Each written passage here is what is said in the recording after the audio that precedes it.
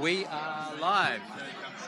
Yeah. Hey, ladies and gentlemen, please take a seat. We'll get underway. Thank you very much for being here. Thank you to Tauranga City Council and Western Bay Plenty District Council. I'm Matt Cowley, Chief Executive of the Tauranga Business Chamber. This is a unique opportunity to hear from both mayors. I was about to say mayoral candidates. Both mayors about what's happening with water, given big conversations, not so much what's happening in the near term, but I think the medium to long-term future will be very interesting. A little bit of housekeeping. We are being live streamed, so welcome to all those that are watching through the live stream. If you're typing questions in your live stream, unfortunately, we're not watching it, but we will have questions from the floor at the end. Just a bit of a recap. We will do introductions with the two mayors first. I'll ask them a few questions, and then for the last 20 minutes, we'll have questions from the audience if there are any. Bit of housekeeping. Toilets are through there, and of course, fire exits there. And you're welcome to go get another glass of water if you want during this as well. So without further ado, I think this is pretty interesting, pretty big topic. It obviously was a really big topic during the last general election. And I just really wanted to start, maybe Mahé, were you going first to give an introduction? Tēnā koutou katoa, everyone. It's great to be here. Thank you very much to the Tauranga Business Chamber for hosting us, and thank you, Mayor Denia, for being here to co-present with me. Look, this is quite an exciting opportunity as we sort of come together and talk about waters and what is the best solution for the sub-region and the individual councils. So what are we talking about? We're talking about Local Waters Done Well, which is a government policy, which is the replacement for three waters under the previous government. So what that basically means is we as councils have to look at waters, and that is wastewater, freshwater and stormwater, and we have to decide what is the best model going forward as to how we can deliver waters the best way possible. Is that delivering them as we do most councils in-house? Do we get together with other councils and work together? And the big part of that at the moment is both of us are out for consultation with our communities to hear from them. What do you think we should do? And the big part about that is going forward. We acknowledge that both Western Bay and Tauranga do waters pretty well, but we've got to continue to provide that quality water services. That's going to require significant future investment just to keep up with our growing populations. So, this is where we're at. We have had to go through a real business case process. We've had modelling done to try to come up with what we think as a council would be the preferred model to deliver our waters that creates the best outcome for all our people and makes waters as sustainable financially and as a whole going forwards. So that's sort of where we've got to. Obviously, council will be operating the water services in a new environment, which is the Local Waters Done Well. Councils have done an assessment of the options, and we've identified our proposed model, which we'll talk about in a minute. But for us at Tauranga City Council is a multi-council CCO. And councils across New Zealand must develop a water services delivery plan delivered to the government by the 3rd of September 2025. So that is, I guess, some of the reasoning, why we are working at a pretty fast pace as we try to get to what our future looks like for waters. So flip over to Mayor Denyer, and he can give you a bit of reasoning about why the change is required. Thank you, Mayor Mahé, and thank you thank you, Matt, for hosting me. So it's a pleasure to be here. So why is change required? Well, we've done a good job with our infrastructure, but compliance costs and what is acceptable now has changed. A fast-growing population means that a lot of investment is needed. We aim for growth to pay for growth, but the reality is that it doesn't quite with the funding levers we have. Even if that ideal is achieved, we still need to use our balance sheet to fund investment up front. So alongside the new financial rules set by government, particularly around the ring fencing of water's financing for water service operations, that means change is required. That change is complex, but there's an opportunity to build on the strengths of what councils are already doing. We're already joined at the pipe, so for us it's the fairly obvious option.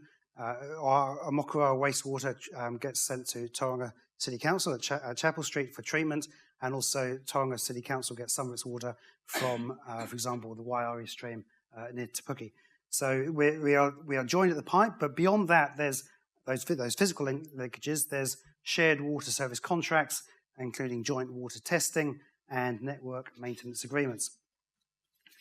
I also want to say that the multi-council CCOs, that is our preferred option, they're not a new concept. For example, the Local Government Financing Agency is a long-standing and highly effective and efficient CCO, Council Control Organisation, in which nearly all councils in New Zealand participate. And more locally, we also have Tourism Bay of Plenty and BOPLAS, which is Bay of Plenty Local Authority Shared Services. They're examples of, in all these examples, they're a combination of alignment, of delivery, and achieving economies of scale. And for a water CCO, it would also help with long-term strategic planning. So with that, I'll hand over back to Mahé, and he'll explain what will change and what won't.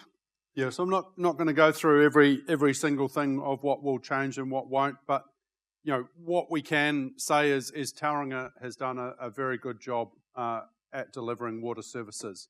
I think that can be something that we can all be proud of, and also applies to the Western Bay of Plenty. So we're in a very good position going forward, that we've done it well, and we don't have issues like some other councils around the rest of the country where we're actually trying to keep up with the legislation. We're already meeting the standards, but going forward, we've got to set ourselves up so we can continue to deliver on those standards. Look, there is some advantages, I guess, of that multi-council CCO, and as the costs are going to continue to increase, we can future-proof our water services and invest wisely as we go forward, and we'll get into the benefits of that. What won't change is the way that you get your water. You're still going to turn on the tap. You're going to get water. You're still going to be able to flush the toilet. The flood water is still going to be taken away by the stormwater system. So those things are things that don't change, whatever method of delivery we use. It's more around the back end and how the waters are governed, and the ability for us to invest. Like most fast-growing councils, Tauranga City Council operates close to its borrowing limits, and we've got to be very careful around the way we prioritise our infrastructure that our city needs, because we can't afford to do everything. So that is, I guess, one advantage of a multi-council CCO is some of the debt headroom that we have. Although for us in Tauranga, we have got a 350% bespoke covenant from the Local Government Funding Association, so that has taken away some of that debt pressure. But that just allows us to make better decisions. If you've got that debt headroom and you're not forced into the ways you fund and finance things, because of that debt limit. So now a little bit of Tauranga specific, and we're currently out with 3 options. So, those 3 options is a multi-council controlled organisation, and this is our proposed proposed model. And obviously, being here with Mayor Denyer, there's no surprise that Western Bay of Plenty is our preferred partner, and there's a lot of good reasons for that, some of which Mayor Denyer has already mentioned. We've also got an alternative model of the same as that, but by ourselves, which is a single council controlled organisation, and our third is our current model, which is keeping our water services in-house.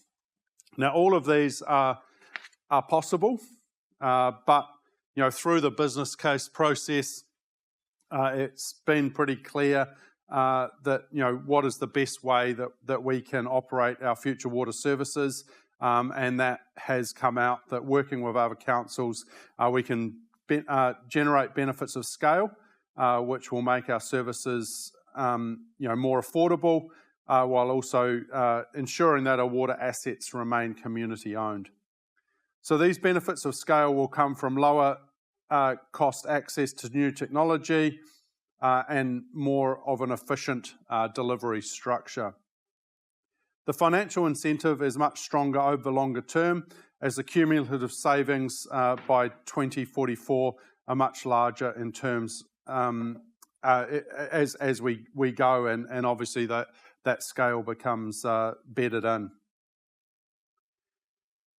At the same time, by removing the investment in water services from council's operation, will relieve some of that pressure on our borrowing limits and allow us to prioritise on some of the growth infrastructure planning that we need in order for us to facilitate that housing growth, improve transport, and construct community facilities that a city of our size and importance should have.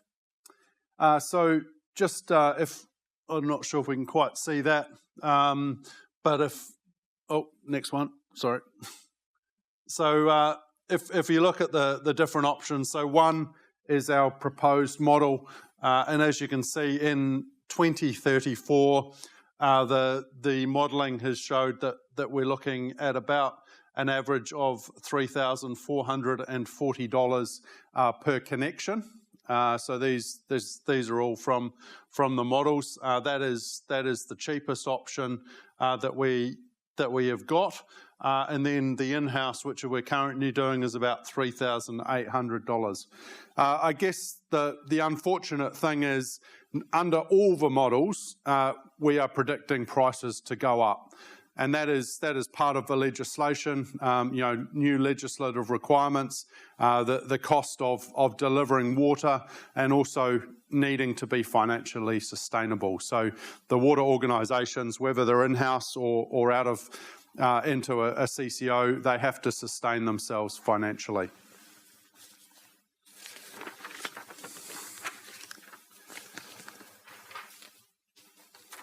So some of the key points as we went through this modelling process. Obviously, we looked at the financial and non-financial benefits.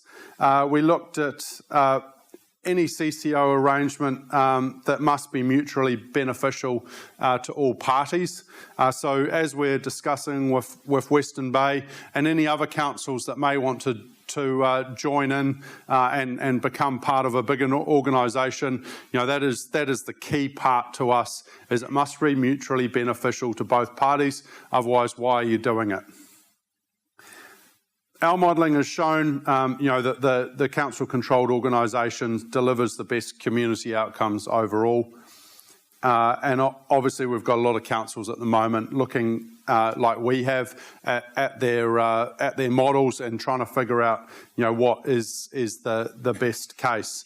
Obviously, for us, a big one is that financial benefit.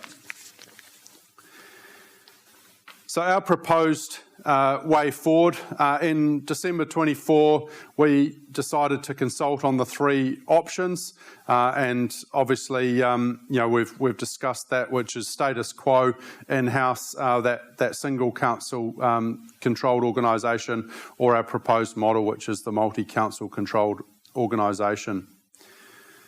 Obviously, from here, we've got some pretty important decisions to make as to where we land with regards to our future delivery model, and looking at the impact on service costs and sustainability. I'd encourage you all to get out and have a really close look at our Why Matters consultation documents. They're all online on our websites. Submissions close on the 28th of April. We really want to hear from you. We're going to talk a little bit. There's a lot of sort of devil in the detail, and we'd like to understand what your priorities are. So I'm going to kick back to James, and he's going to take you through from a Western Bay perspective.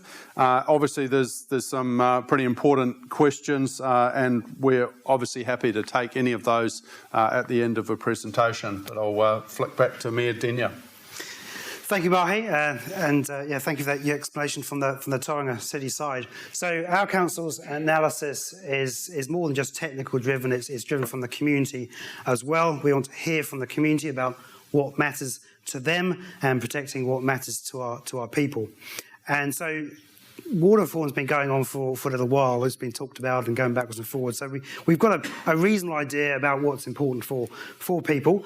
And what we've heard are the four priorities that we've heard consistently is firstly around cost.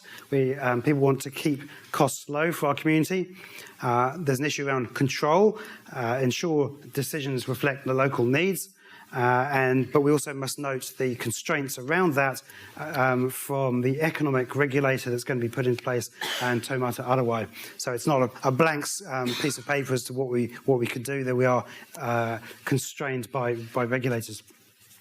We've also heard about ownership and the need to keep control of assets, and this proposal with multi-council CCOs achieves that.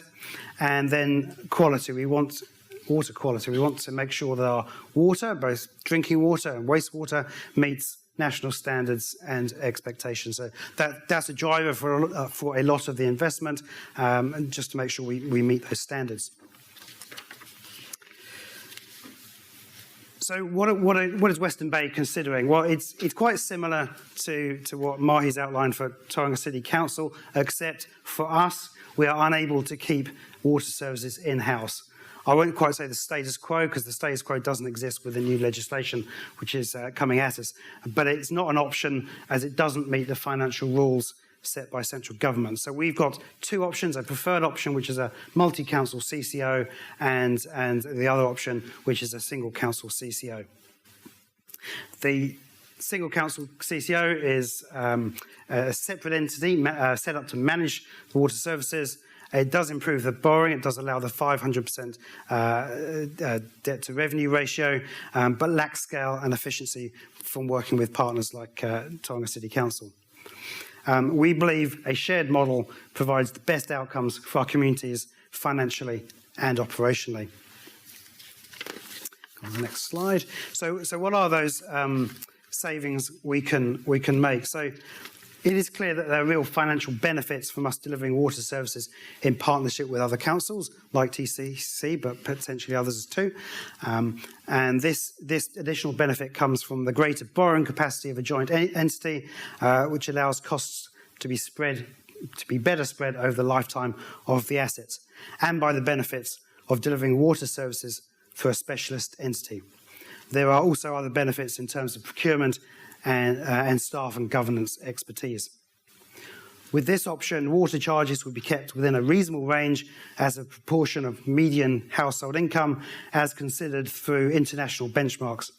And this notion of affordability for our residents was a priority for our council. Taking this approach will also mean that council will be in a better financial position. As you can see from the slide, we're projecting that over 10 years, councils could save between $4,000 and $5,000. So I say households could save between $4,000 and $5,000 over 10 years. So with that, I think we're moving on to what we're exploring together, and I think Matt wants to cover this as a kind of Yeah. We'll do a Q&A on this, and thank you very much for your introductions. And it's lovely when you put out a big chunky bit of future work that has massive future implications. When you consult, you kind of hear crickets, and then you start rolling out the project, and then you start receiving the feedback. So now's the opportune time to be giving feedback to your elected members. We'll go through that stage shortly, but it sounds like you're two different councils. One's highly urbanised, the other one's a mix of rural and urban. So it looks like you've had different rationale, but you've come to a similar conclusion for your draft proposal. James, I'm going to be informal. James, can you tell us about some of the other options you've considered? Yes, of course. So within, there's the basic options of single council CCO and multi-council CCO and for TCC, whether you keep it in-house. But beyond that, there's a lot of detail about how you shape a CCO. Things about the shareholder agreement, things like whether you harmonise prices and at what point you do that, or either immediately, in a few years, 10 years, whatever. So, and then there's also how many waters. So we've talked mainly about drinking water and wastewater, but stormwater is a bit of a different beast, and it's tied closely into other council operations like roading and reserves. So how much of stormwater goes into the CCO is definitely up for consideration. I'll see if Mahé, did you want to add to anything on that one? Yeah, well, I think this is a good sort of starting point for some of the things that we are thinking about. Overall, though, the devil is in the detail, and even if we decide to go with a multi-council CCO, that doesn't mean, okay, we go and sign the documents. That's us sitting down, negotiating what actually works best for our communities. And these are the sort of things that we absolutely want to hear feedback on. What are the key things that are important to you? How would you like to see us deliver it? How much control do you want us to keep over that organisation? Those sort of things. Obviously, James just touched on that harmonising versus ring fencing. Look, as TCC, we have got a resolution at the moment that initially we start ring-fenced. We think that is a good way to start initially. We have a lot of debt in waters, and the reason for that is because we have done a lot of investing in it. So that I think just takes away some of that initial tension that we actually say, okay, we're actually going to ring fence initially, and then we'll work potentially to harmonisation over time. So for TCC's side of things, technically we've got a resolution in council that we're ring fenced initially, and it requires another resolution of council to harmonise. So I'm not saying it's off the table. If we decide that we want to harmonise, it's because it's mutually beneficial initially. But if not, then we'll sort of ring fence our two organisations. There's still a lot of we can have all the shared services, IT and HR, etc. So there's still a lot of benefits of scale.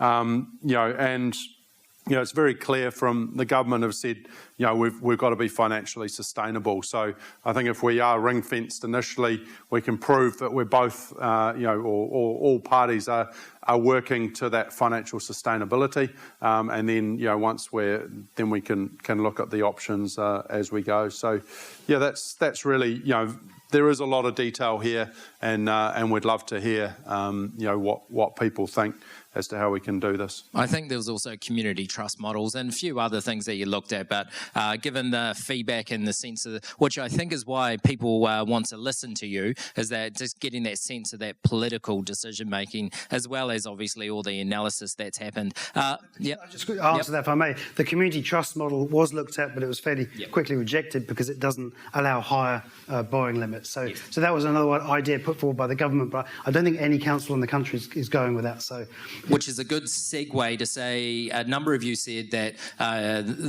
your recommended model will keep costs low. Scale doesn't always mean you get cost efficiency. Sometimes bigger has inherent other issues. So do you know how this will actually be cheaper for business, for households and businesses? Yes, I think Mahé and I have covered some of the ways it saves money, both in the financing structures and procurement and so on. It's been modelled, and it's been modelled conservatively but robustly. The savings from capital expenditure are modelled to be between somewhere 1.3 and 1.5% annually, and for OPEX between 1.5 and 2% annually. And these savings have been shown to be eminently possible from examples around the world, in Australia or the UK, that when you bring this scale together, you achieve these savings. Anything to add? Yeah, I think just from a regional perspective as well, if you actually think about it, when we're planning where in the region we should be delivering things. So we've mentioned Waiari. Western Bay has an option. It is at the moment Tauranga's asset, but Western Bay have an option to buy into that. So that effectively means that that could be the fresh water. When we're looking at wastewater, we're looking at it from a regional perspective and what makes sense, where is the most efficient place to house that. So rather than looking as two different entities, we need fresh water, wastewater, we're actually saying, from a regional perspective, what makes sense. And at the end of the day, all our fresh water comes from catchments in the Western Bay of Plenty. So that connection of pipes, I think, gives that a lot of that benefit, and that scale, being able to share a lot of different things. That Omokoroa's water is treated by Tauranga City Council, and that means that Omokoroa don't have to build a wastewater plant just to service that part of the network. So those are sort of some of the examples, I guess, of scale and looking at it from a regional perspective. So, next question, local decision making. So, I think we'll say who's actually making these key decisions. So, if you've got a CCO, how much is that CCO making versus the political arm of both councils, who essentially are the shareholders of these entities? Yeah, it's important to realise that the actual management of the CCO will be a competency-based board. They will be people who know how to run a company that has a lot of capital expenditure and governance of utilities and so on.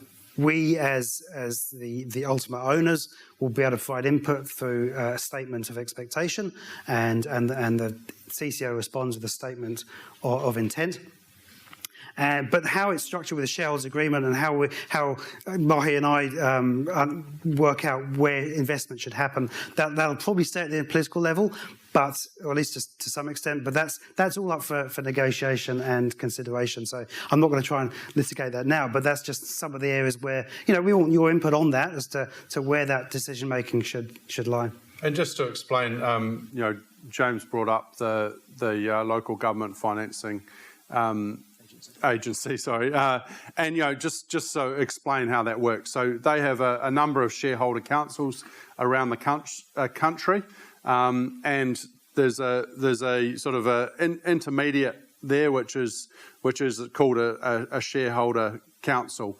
Now, the shareholder council appoint the directors of the CCO, and they are the ones that issue the statement of expectation and sign off the statement of intent that comes back. So that would be a mix. If it was us in Western Bay, we would both have representatives on that shareholder council, and obviously the governor's directions would be coming down to that shareholder council, which would then be shifted on to the directors to say, this is what we want you to achieve and this is how we want you to do it, this is what we want you to achieve. They come back with, this is how we're going to do it, and then we sign off, yes, we think you're on the right track. So that's just a bit of an example of how it works. So both councils have water meters, for drinking water going in.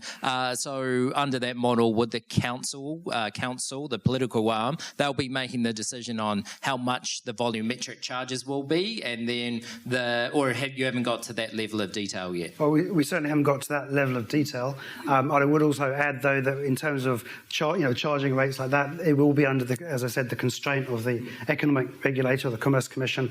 So we don't have free rein on that, but the board will have to show that they're being efficient and providing the services for cost effectively. Probably just the actual setting of those rates is more likely to be done by the governance of a CCO.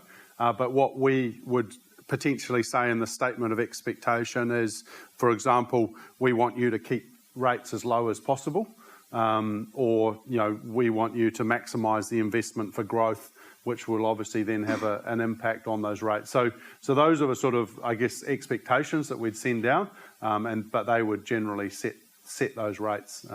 Yeah, and that's something that you would like some feedback on, right, from the public and seeing who would have that decision making. So if you disagree with that, maybe that's something that you would put in your submission.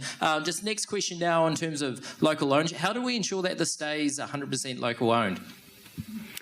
Well, that's the setup right from the start. So when you set up a CCO, you set up with a constitution, and the ownership is quite clear. So that's there's also additional under legislation that it can't be privatised. That's clear under all scenarios. So that's pretty clear. There'll be a formula about how much of the entity each council owns. Obviously, Tauranga City Council will get a majority, and other councils will dilute that as necessary.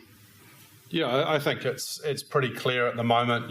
What we're hearing from people is they want to keep ownership of public assets. They don't want to see it privatised. So that's absolutely what the direction we're going. But again, if you have a different view or you think private can do it better, give us that feedback. But so far what we've heard is very clear that they want us to maintain ownership and a level of control. Yes, so now's your time to have your say. Moving on to the next topic, James, you mentioned before around stormwater. I'm pleased you've mentioned that because stormwater actually heavily relies on roads and fields and reserves, keeping water away from properties until those little drains and stormwater drains can actually get the water away, especially in intense downpours. How can that be privatised? We're talking about roads. Not privatised. No. Oh, sorry. Yeah. Sorry. Yeah, don't want to go there. No. So yes, that is a question we want to explore about how much of that infrastructure goes to a CCO. Your playing fields, soggy playing fields, if I can put them that way. They, from my perspective, I think they're best kept within council. There might be a service contract between the CCO and council. Roads, similarly, I think it's probably best to keep those within council. But you've got some other serious infrastructure for stormwater. Big pipes going under the ground. That might be better going to a CCO. But again, at this point, it's pretty open for hearing views. You've probably got really three options: 2 waters in a CCO, and we keep fully stormwater in house. That may not be the best option just because you would replicate a lot of the services, need a lot of the same skills. 2.5 waters, where you potentially keep the ownership in house. But you have a service contract for the CCO to service, the pipes, etc., or the 3 waters option where all those assets go across. So, that's part of the submissions. We'd love to hear, what do you think is the best way, or is there somewhere in between? Is it 2 and 3 quarters or 2 and a quarter? Where is that balance? So those are the sort of things we're grappling with. But a lot of those are very much localised. We don't generally share stormwater reserves with Western Bays like we would with freshwater or wastewater. Great. So the next question is what happens next through this consult. So you've got this consultation period and you've got a decision on that, but then there's other subsequent decisions as well. Since I've asked James all the first questions, perhaps Mahé, you can lead off with this one.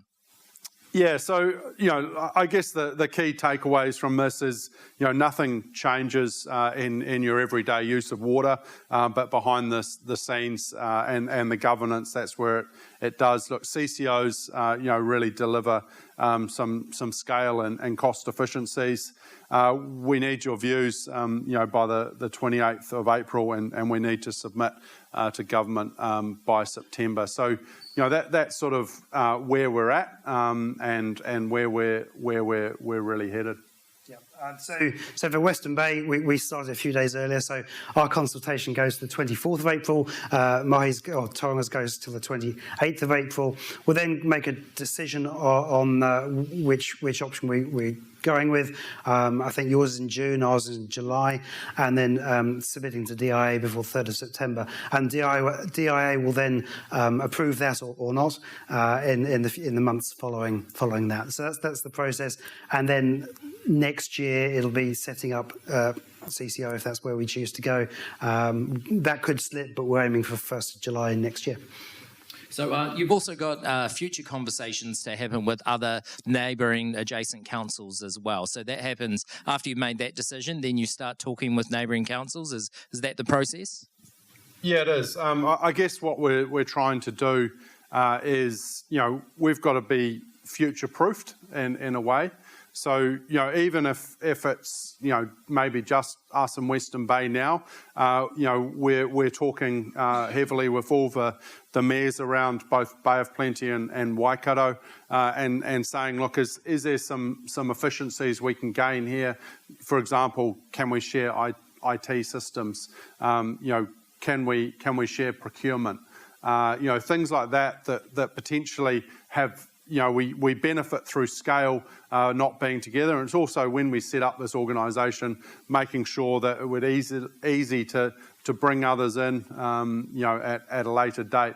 So we're not sort of stuck in a model. And as I said, that would all be reliant on that mutually beneficial benefit to both parties. So, that's how we're looking at it. As I can only talk from Tauranga City Council's perspective. Look, our partner is Western Bay. That's got the most synergies, assuming we can come to a deal and negotiate. But we work pretty well together, so that's good. But then on the flip side, who else is there to talk to, and where are those efficiencies? So we're open to talking to anyone that may want to join in, and if that's mutually beneficial to us both. I think it's widely agreed that this is an evolving situation, and that over the coming years there may be more aggregations as people realise the efficiencies. But that's the future will tell. Yeah. Great. How about we open it to questions from the floor? Does anyone have we've got a mic, so the people on the live stream can hear as well. Any questions from the floor at all?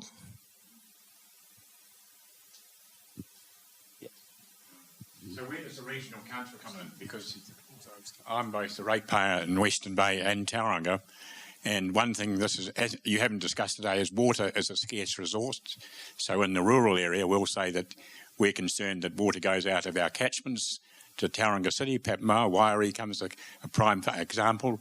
And so in the eastern part of the Western Bay, we've got great growth in kiwifruit industry. We've got big water resources. It talks about 43 million litres a day used in Tauranga City. On our farm, for example, between my brother and I and our neighbours, we'd have 9 million litres of storage. In a frost event, that would be used up on 4 days without rain or without our. So there's big volumes of water being used in frost-protected irrigation. So one of the key things, and I think it's a bloody good idea, sharing, the idea you've got, because I think the whole thing is looking at the big picture, but I think it's important that regional council be involved, because they give resource consent for use of water in rural areas. We don't know what the total volume of water is going to be used by this new growth. If Tauranga says we want to grow forever, but water's a scarce resource. In Tauranga City, for example, we can't use water in summer during the day to water the garden or wash cars. In the country, we've had cases in our farm and our neighbours, we've spent another $100,000 because water's gone out of our catchment, and where water came out in artesian bores, it's now 30 metres down. So there's all those issues. Yep. Good question. Okay, so I think the thing to bear in mind is that regional council retains its function in terms of water allocation.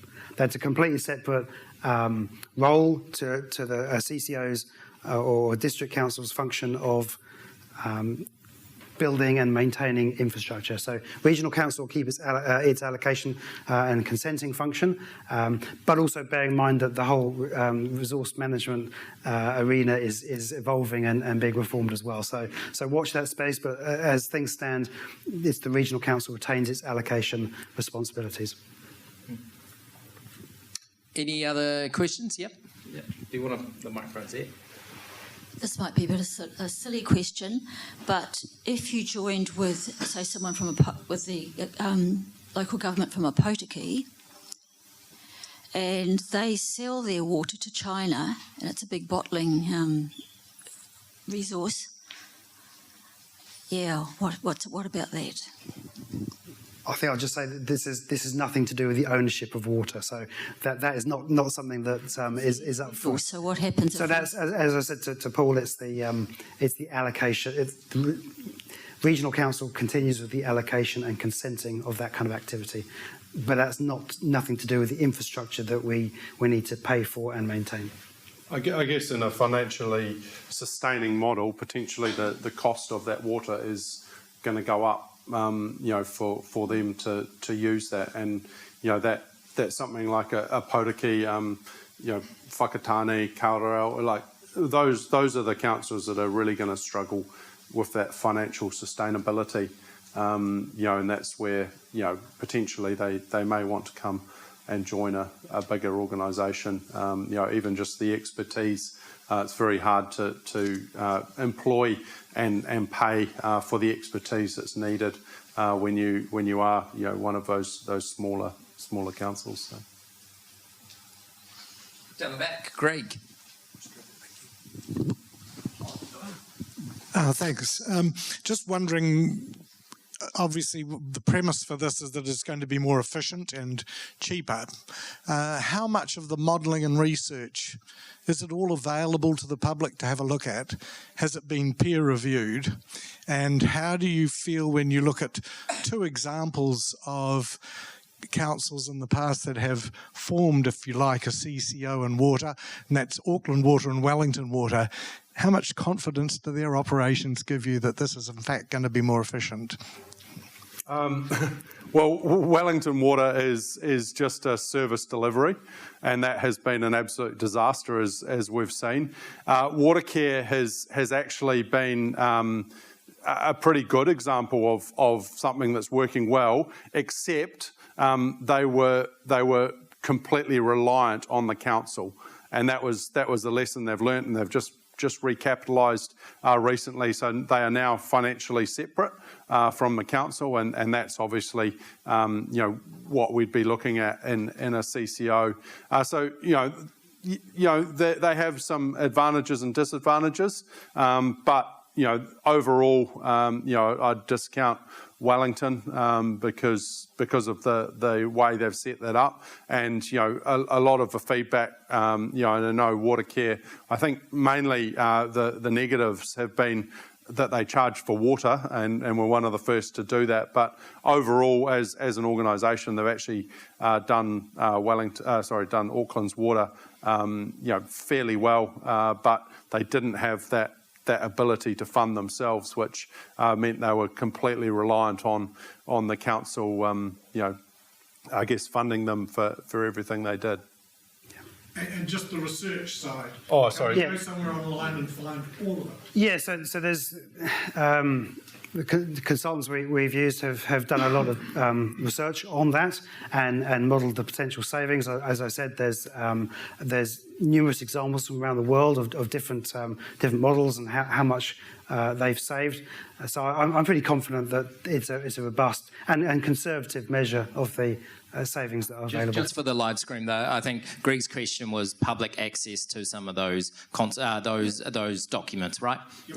And how much is publicly available versus how much is remaining in confidential, I suppose. Yeah, so for us, we had a business case done by Rationale that is publicly available. We had some DIA modelling done. I'm pretty sure that's publicly available. and we've had some Martin Jenkins models done as well, which is also publicly available. So look, it's all publicly available. Look, most companies won't give you, their sort of... you don't get the Excel spreadsheets. the Excel spreadsheets that go into the final outputs. That's generally, it's proprietary, but, I guess for me, I take a lot of comfort that we've had 3 different people model our information and the results, while varying, all point the same direction, which obviously, means that I don't think it's a fluke, but that's just my experience of modelling.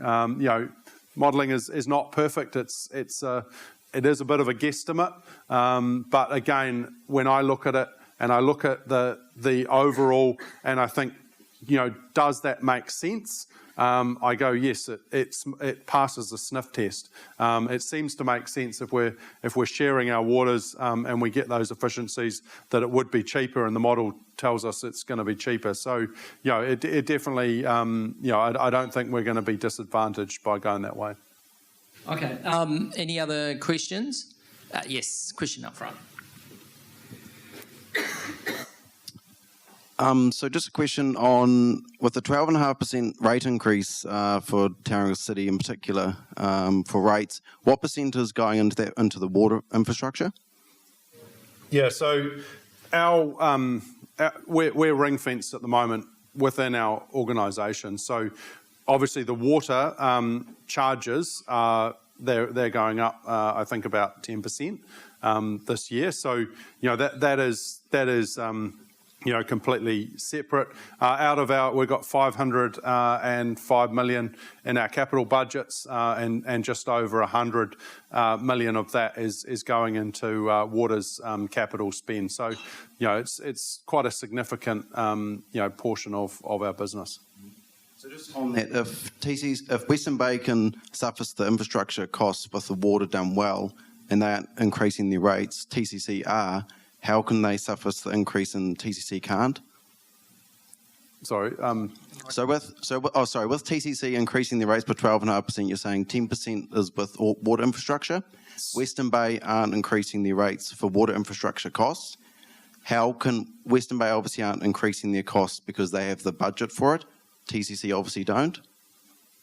Well, we are increasing our water charges are going up this year quite significantly. We're moving to a more user pays model. So I couldn't say what proportion is from waters and what's from the rest. I'm sure we can get that information if you need it. But we are raising the cost of providing the water infrastructure is rising, and we are increasing the rates to pay for that. Okay. Any other questions? Maybe just give, you've had a few of these sessions where only a couple of weeks left away until this consultation closes. Can you each just wrap up by giving us a lens of how the rest of your communities are feeling since you've gone through this consultation so far? Yeah, sure. So we've only had one consultation so far. That was in Waihi Beach, and that went reasonably well, a little bit quiet, but we've got five more to go. So we're having 2 consultation sessions or engagement sessions in each ward. Obviously, there's online and mail outs and so on. So there's a lot of ways for people to engage. I would like to say that this is a complex topic. It's quite difficult to put it in a simple way that people can understand. So we tried to do that through our consultation document. But I would also say there's pretty well as much detail as you want through other documents and links to find that information.